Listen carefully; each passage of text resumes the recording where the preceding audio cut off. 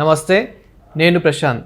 ఈవీఎంలపై చాలా అనుమానాలు అయితే వ్యక్తం అవుతున్నాయి. అసలు ఏం జరిగింది అనే విషయాలు అయితే తెలుసుకుందాం. దీని గురించి అయితే మాట్లాడేందుకు ప్రస్తుతం మనతో పాటు సీనియర్ పొలిటికల్ అనలిస్ట్ కృష్ణకుమారి గారు ఉన్నారు. నమస్తే అండి. నమస్తే మేడం, అసలు ఏం జరిగింది? ఈవీఎంలపై వైసీపీ నేతలు, వైసీపీ కార్యకర్తలు చాలా అనుమానాలు వ్యక్తం చేస్తున్నారు. అసలు ఏం జరిగింది?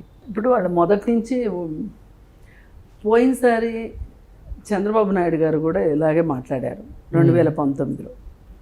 మాట్లాడగానే అంటే ఓడిపోయాక కాదు, ఎలక్షన్లో పోలింగ్ రోజే మాట్లాడారు. మాట్లాడితే అప్పుడు సజ్జల రామకృష్ణారెడ్డి వచ్చేసేసి ఓడిపోతున్నామని తెలిసి ఈయన ఈ రాగం ఎత్తుకున్నాడు, భారీగా పోలింగ్ జరిగింది. ఎంత భారీగా పోలింగ్ జరిగిందంటే రాత్రి 12 వరకు కూడా ఉండి లైన్లలో ఉండి ఓట్లేశారు. ఓట్లేస్తే అది చూసి ఎప్పుడైనా సరే యాంటీ ఇన్కంబరెన్స్ ఉన్నప్పుడు జనాలు వెల్లువలాగా వచ్చి ఓట్లేస్తారు. అది చూసి చంద్రబాబు నాయుడుకి అర్థమైపోయింది, యాంటీ గవర్నమెంట్ ఓటింగ్ వచ్చేసింది అని చెప్పి భయపడిపోయాడు. వాళ్ళందరూ ఓట్లేసేసరికి 12 దాకా ఉండి మరీ ఓటేశారు అంటే వాళ్ళు ఎప్పుడు కూడా అధికార పార్టీకి ఓటు వేయడానికి అంత ఓపికగా ఉండరు, ఎవరు ప్రతిపక్షానికి వేయటానికే ఉంటారు అని చెప్పి ఆ రోజు ఆయన భాష్యాలు చెప్పాడు. అసలు ఇంకా చంద్రబాబు నాయుడు ఓడిపోయినట్టే లెక్క అని చెప్పి ఇక రిజల్ట్స్ కూడా అనౌన్స్ చేయకముందే ఆయన బాగా మాట్లాడారు. మాట్లాడితే ఏంటబ్బా ఈయన ఇంత ధీమాగా మాట్లాడుతున్నాడు, అసలు ఏమన్నా బీజేపీ అంటే అంతకుముందు చంద్రబాబు నాయుడు గారు మోడీని తిట్టడము, చివరి 6 నెలలు బాగా దుమ్మెత్తి పోసాడు కదా ఈయన. పోసేసరికి అప్పుడు ఏమనుకున్నారంటే అందుకే కోపం వచ్చి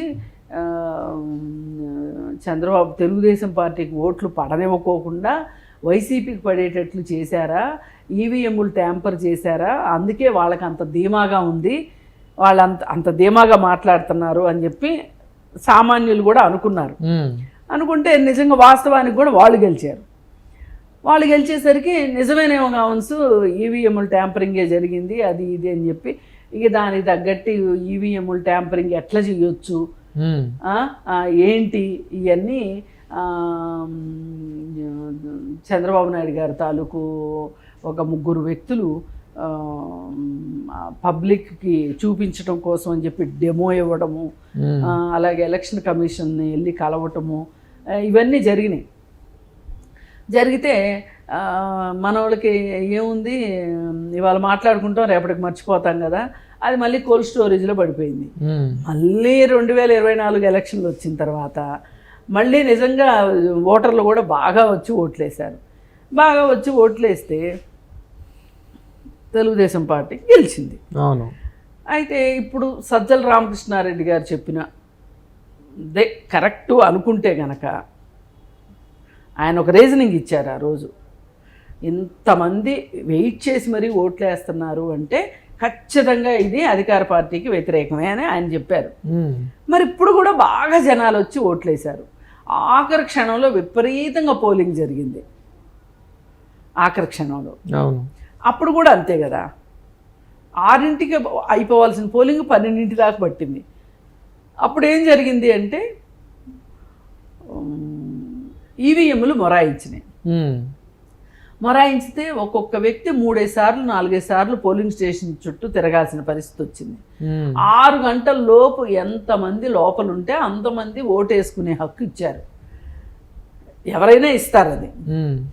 ఇప్పుడు ఈ 6ంటికి లోపలికి వెళ్ళిన వాళ్ళు 7ంటిలోపు ఓటేసి బయటకు వచ్చారనుకోండి, అది పెద్ద వార్త కాదు. అవును. ఇప్పుడు పాలిచ్చే తల్లులు ఉంటారు, అనారోగ్యంతో ఉండేవాళ్ళు ఉంటారు, ఇలా రకరకాల వాళ్ళు ఉంటారు. వాళ్ళందరికి కూడా ఇబ్బందే కదా రాత్రి 12 దాకా అంటే. రాత్రి అప్పుడు జరిగింది, మరి 12 దాకా ఓటింగ్ జరిగింది. అప్పుడు చేసిన మతలబు ఏంటి అంటే తెలుగుదేశం పార్టీకి ఏ ఊర్లో అయితే ఎక్కువ ఓట్లు వస్తాయో ఐడియా ఉంటుంది కదా, అలాంటి ఊర్లోకి పనిచేయని ఈవీఎంలు పంపించడం. అవి 2 గంటలు 3 గంటలు పోలింగే స్టార్ట్ కాల. అలాంటప్పుడు అసలు ఏం చేయాలి? 2 గంటలు 3 గంటలు పోలింగ్ స్టార్ట్ కాకపోతే అసలు 6 దాకా కాదు, ఇంకో 3 గంటలు 2 గంటలు అంటే 8 దాకా పోలింగ్కి ఇవ్వాలి టైం. అంటే మరి మీరు అంతా ఎవరు చేయించుంటారు? నేను చెప్తాను 8 దాకా ఇవ్వాలి. ఆ రోజు ఏమి ఇవ్వాల, కానీ 1కి 2 సార్లు తిరిగి వెనక్కి వచ్చిన వాళ్ళకి ఇంకా ఓటేసే ఉద్దేశం కూడా పోయింది. కొంతమంది అసలు అట్లా ఓటు కూడా వేయలే. అయితే మరి ఇప్పుడు మొన్న కూడా ఇలాగే జరిగింది. ఈ జరిగినప్పుడు సజ్జల రామకృష్ణారెడ్డి గారు చెప్పినట్లు ఈవీఎంల పాత్ర అని ఆ రోజు చంద్రబాబు నాయుడు అంటే ఈయన కొట్టిపారేశాడు. కొట్టిపారేసి ప్రభుత్వ వ్యతిరేక ఓటు ఆ విధంగా వచ్చింది అన్నారు. మరి ఇప్పుడు కూడా అంతే అనుకోవచ్చుగా మీరు? ఈవీఎంలను ఎందుకు ఇచ్చేస్తున్నారు మీరు? ఆ రోజు ఈవీఎంల గురించి మాట్లాడితే కాదన్నారు, ఎందుకంటే మీకు ఉపయోగం కాబట్టి. ఇవాళ మళ్ళీ ఈవీఎంల గురించి మాట్లాడుతున్నారు. అంటే ఎప్పుడు మీకే లాభం జరగాల? అంటే ఎప్పుడు మీరు చెప్పిందే కరెక్టా? సరే అనుకుందాం, మీరు చెప్పిందే కరెక్ట్ అనుకుందాం. ఇప్పుడు కేంద్రంలో ఉన్న బీజేపీ పార్టీకి మీకు సత్సంబంధాలు ఉన్నాయనేది ప్రపంచం అంతా మాట్లాడుకుంటున్నారు. లేదు అంటే జగన్మోహన్ రెడ్డి బెయిల్ ఎందుకు క్యాన్సిల్ కాదండి?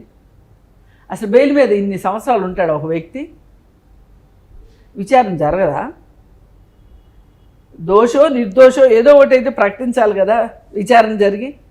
అంటే మీ వైపే ఉన్నారు, కానీ మీరు ఇట్లా గోల చేస్తే మీకు ప్రజల్లో ఉనికి ఉంటుంది అని మీరు అనుకుంటున్నారు.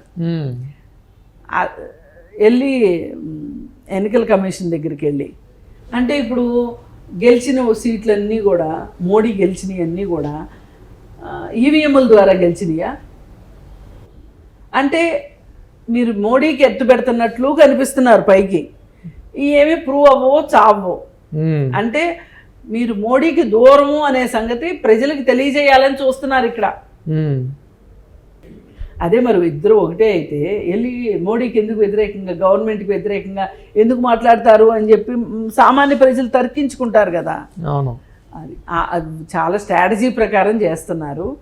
కానీ మీరు ఒక్కసారి 5 ఏళ్ళు వెనక్కి వెళ్ళి ఆ రోజు ఎలక్షన్ అయిన రోజున మీరు ఏం స్టేట్మెంట్ ఇచ్చారో గుర్తు చేసుకుంటే వైసీపీ పార్టీ వాళ్ళు, లేదు అనుకుంటే వైసీపీ పార్టీకి అవి ఆయన వ్యక్తిగత వ్యాఖ్యలు, పార్టీకి సంబంధం లేదంటారా? పార్టీకి సంబంధం లేదు అని ఉంటే వాళ్ళు మాట్లాడకూడదు మరి. అందుకని అసలైన వీళ్ళని మమ్మల్ని ఎవరు నిలదీస్తారు అనే ధీమా వీళ్ళకుంది. ఢిల్లీలో వీళ్ళు అడిగినంత మాత్రాన ఏదో జరిగిపోద్ది అని అనుకోవటానికి కూడా వీల్లేదు. అందుకని వీళ్ళు ఏంటంటే ఈ జనాల్లో ఉండి పనిచేసే ఓపిక లేదు, తీరిక లేదు. ఆయనేమో ప్యాలెస్ వదిలి రాడు, నాయకులేమో బయట తిరగరు. ఇక ఇట్లాంటి స్టేట్మెంట్లు, ఇలా వాళ్ళని వీళ్ళని కలవటాలు, ఇట్లాంటివన్నీ చేసి టైంపాస్ చేసి మేము జనాల్లో ఉన్నాము అనే ఉనికిని చాటుకోవడానికి మాత్రమే పనికొస్తుంది తప్పితే ఇది ప్రజల కోసం అయితే కాదు. Thank you. Thank you.